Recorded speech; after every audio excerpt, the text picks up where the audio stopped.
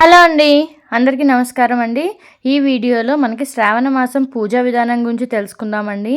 మొదటి శ్రావణ మాసం పూజా విధానం, మనకి ఐశ్వర్య దీపం ఎలా పెట్టుకోవాలి, అమ్మవారికి నైవేద్యం ఏం సమర్పించాలి, శ్రావణ మాసం అన్నాలు పూజ చేసుకున్న వాళ్ళు ఎలా చేసుకోవాలి, సింపుల్‌గా ఎలా చేసుకోవాలో మనం తెలుసుకుందామండి. ఈ వీడియోని మీరు ఎక్కడ స్కిప్ చేయకుండా చూడండి. మీకు వీడియో నచ్చితే లైక్ కూడా చేయండి. మనకి రేపు పూజ చేసుకోవాలి అనుకుంటే మొదటి శ్రావణ శుక్రవారం అమృత గడియలు ఎప్పటి చెప్పే వరకు ఉన్నాయో తెలుసుకుందామండి. రేపు తిథి వచ్చేసి శుక్లపక్షాన మనకి పాడ్యమి తిథి అండి. శ్రావణ మాసం రేపటి నుంచే ప్రారంభమవుతుంది. శ్రావణ మాసంలో పూజలు కానీ కార్యక్రమాలు కానీ చేసుకోవడానికి చాలా మంచి రోజులైతే ఉంటాయన్నమాట. గృహప్రవేశాలకి కానీ పూజలకి ఇలా చాలా మంచి రోజులైతే శ్రావణ మాసంలో ఉంటాయండి. పిల్లలకి నామకరణ అక్షరాభ్యాసానికి చాలా మంచి రోజైతే శ్రావణ మాసంలో ఉన్నాయన్నమాట.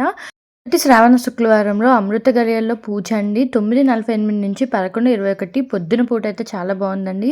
మరి అభిజిత ముహూర్తం అనమాట 11:28 నుంచి 12:48 లోపు అయితే పూజ అనేది చేసుకోవచ్చండి. శుభ సమయం ఉందన్నమాట. ఈ సమయంలో మనము పూజ చేసుకుంటే చాలా మంచిదండి. అంటే ఈ సమయానికి దీపారాధన వెలిగించుకుంటే గడియల్లో మనము దీపారాధన వెలిగించుకుంటే చాలా మంచిదండి. ఈరోజు అమ్మవారికి ఏ దీపం పెట్టాలి, ఐశ్వర్య దీపం ఎలా పెట్టాలి, అమ్మవారికి ఎలా దీపారాధన చేసుకోవాలో తెలుసుకుందాము. ముందుగా అమ్మవారి ఫోటో అండి.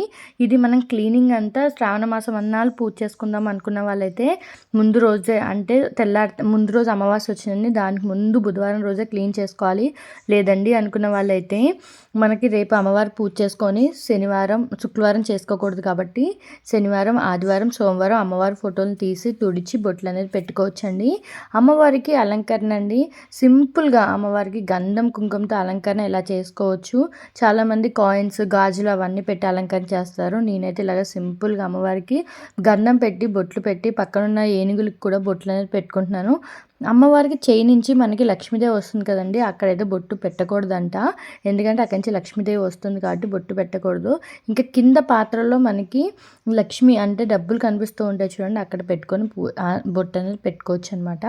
నేను ఇలాగ అమ్మవారికి పెట్టి, అమ్మవారికి మల్లెపూలు కానీ, జాజులు కానీ, తామర పూలు అంటే చాలా ఇష్టం అండి, ఉంటే ఇలాగ పెట్టుకొని పూజ చేసుకోండి. ఈరోజు అమ్మవారికి మొదటి శుక్రవారం రోజు అమ్మవారికి ఉప్పు దీపం అండి, ఐశ్వర్య దీపం అని అంటారు. అలాగా మన అమ్మవారికి ఐశ్వర్య దీపం ఎలా పెట్టాలో కూడా మనం ఈ వీడియోలో అయితే తెలుసుకుందామండి. నిన్న నాకు ఒక కామెంట్ వచ్చిందని నేను ఇలా షార్ట్ వీడియో పెడితే ఐశ్వర్య దీపం ఉప్పు దీపం పెట్టొద్దని చాలామంది చెప్తున్నారండి, మీరు ఎందుకు పెడుతున్నారు అని చెప్పి నేను మళ్ళీ వెళ్ళి లోపల గూగుల్లో సెర్చ్ చేశానండి. ఐశ్వర్య దీపం పెట్టడం వల్ల ఇంట్లో ఉన్న నెగిటివ్ ఎనర్జీ వెళ్ళిపోయి మంచి పాజిటివ్ ఎనర్జీ అయితే వస్తుంది.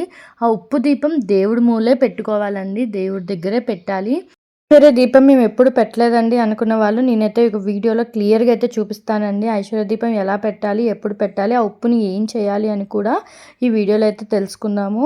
ఐశ్వర్య దీపం పెట్టుకుంటే చాలా మంచిగా నెగిటివ్ వైబ్స్ పోయి పాజిటివ్ వైబ్సే వస్తాయండి. పెట్టుకోవచ్చండి ఉప్పు దీపాన్ని. ఇలాగా అమ్మవారి విగ్రహం ఎదురుగాండి నేను ఇక్కడ ఒక ప్లేట్ తీసుకొని ఒక చుట్టూ మనం పసుపు రాసి బొట్లు అనేది పెట్టుకున్నాను. ఇక్కడ 5 తమలపాకులు తీసుకున్నానండి. 5 తమలపాకులకి ముద్దట ఒక కుంకుమ బొట్టు, కింద ఒక కుంకుమ బొట్టు పెట్టుకున్నాను. ఇక్కడ ఒక ప్రమిద తీసుకున్నానండి నేను, మీ దగ్గర పెద్దది ఉంటే అది కూడా తీసుకోవచ్చు. ఇక్కడ కల్లుప్పు తీసుకున్నానండి, లావుగా ఉంటుంది కదా, ఆ ఉప్పు తీసుకొని దాన్ని నేను 3 గుప్పులుగా వేసుకొని దానిపైన ఇంకో ప్రమిదలో కొన్ని అక్షింతాలు వేసి దానిపైన ప్రమిద పెట్టానండి. దాంట్లో మీరు నువ్వుల నూనెతో కానీ నెయ్యితో కానీ పూజ అనేది చేసుకోవచ్చు. అందులో దీపం అండి మూడు ఒత్తులు వేసి దీపారాధన అనేది చేసుకోవాలన్నమాట. అలాగా ఉప్పు దీపాన్ని వెలిగించుకోవాలండి. ఐశ్వర్య దీపం అని చెప్పి అంటారు. ఇలాగ అమ్మవారి ముందు పెట్టి మనం పూజ అనేది చేసుకోవాలి. శుక్రవారం రోజు ఇలాగ అమ్మవారికి ఎదురుగా పెట్టి ఐశ్వర్య దీపాన్ని చేయడం వల్ల ఎప్పటి నుంచో ఇబ్బంది పడుతున్న డబ్బు పరంగా కానీ, అప్పుల పరంగా కానీ ఇబ్బంది పడుతున్న వాళ్ళైతే మనకి మంచి ఫలితం అయితే చూస్తారు. ఇలాగా అమ్మవారికి ముందుగానే ఐశ్వర్య దీపం తయారు చేసుకోవాలండి. ఉప్పు దీపాన్ని పెట్టి అమ్మవారి ఎదురుగా తమలపాకుల్లో పెట్టి దీపారాధన అనేది చేసుకోవాలన్నమాట. ఇలా ఇక్కడ నేను దీపాలన్నీ వెలిగించుకున్నానండి. ముందుగా మనం ఏం పూజ చేసినా వినాయకుడి పూజ అయితే చేస్తాం కదా, ఇక్కడ పసుపు కుంకుమ అక్షింతాలతో ముందు గణపతిని పూజించి స్వామివారికి బెల్లం ముక్క నైవేద్యంగా పెట్టి ధూపం చూపించాలండి. ఇప్పుడు మనము లక్ష్మీదేవికి పసుపు, కుంకుమ, అక్షింతలతో పూజ అనేది చేసుకోవాలన్నమాట. మీకు మంత్రాలు వస్తే, అష్టోత్తరాలు వస్తే అమ్మవారికి ఆ రోజు ప్రతి శుక్రవారం చదువుకుంటే శ్రావణ మాసంలో చాలా మంచిదండి. లక్ష్మీదేవి అష్టోత్తరం అనమాట. మనకి యూట్యూబ్లో కొడితే కూడా వస్తుంది, లేదంటే చాలాకి బుక్లు కూడా ఉంటాయి, బుక్లో కూడా మనం చూసుకొని చదువుకోవచ్చు. లేదండి మాకు ఎలాంటి టైప్ ఆఫ్ మంత్రాలు రావట్లేదంటే వినాయకుడు పూజ చేసేటప్పుడు ఓం గణపతియే నమః అంటూ లక్ష్మీదేవికి పూజ చేస్తున్నప్పుడు లక్ష్మీదేవిని తలుచుకుంటూ పూజ అనేది చేసుకోవాలండి. ఇదండి మనకి శ్రావణ మాసంలో అమ్మవారికి ఐశ్వర్య దీపం ఇలా పెట్టుకొని పూజ అనేది చేసుకోవాలన్నమాట. ఈరోజు అమ్మవారికి నైవేద్యం అండి. మనం పాలు ఉంటాయి కదా, పాలు ఎచ్చపెట్టి అందులో కొంచెం పంచదార వేసి అమ్మవారికి నైవేద్యంగా సమర్పించాలండి. శ్రావణ మాసంలో ఇలాగా ఐశ్వర్య దీపం, కామాక్షి దీపాలు, లేకపోతే పంచదీపాలు ఇలా పెట్టుకుంటే చాలా మంచిదండి. మొదటి శుక్రవారం రోజు నేను ఇలాగ ఐశ్వర్య దీపాన్ని అయితే పెట్టి పూజ చేద్దాం అనుకుంటున్నాను. మీకు కూడా నా వీడియో నచ్చిందని అనుకుంటున్నాను, అర్థమైందని అనుకుంటున్నానండి. ఎందుకు పెట్టాలి, ఎలా పెట్టాలి, మనం ఎలా పూజ చేసుకుంటే మంచిదని అర్థమైతే మీరు నాకు ఒక లైక్ అయితే చేయండి, కామెంట్ చేయండి.